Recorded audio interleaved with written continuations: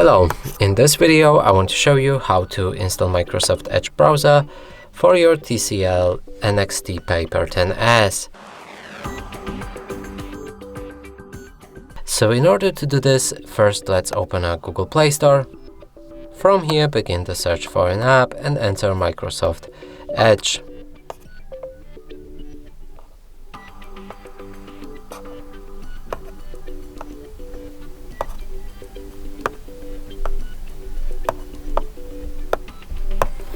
Hit the search button, select this app and install it.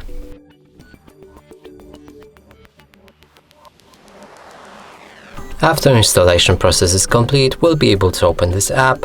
From here you can sign in to turn on synchronization between other Microsoft Edge using devices.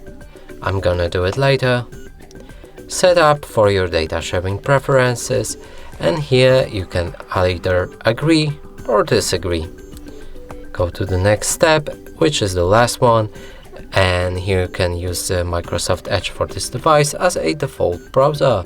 So let's use it. Find the Edge and set as default. From here the browser is ready. Let's click on any website, and as you can see it works normally.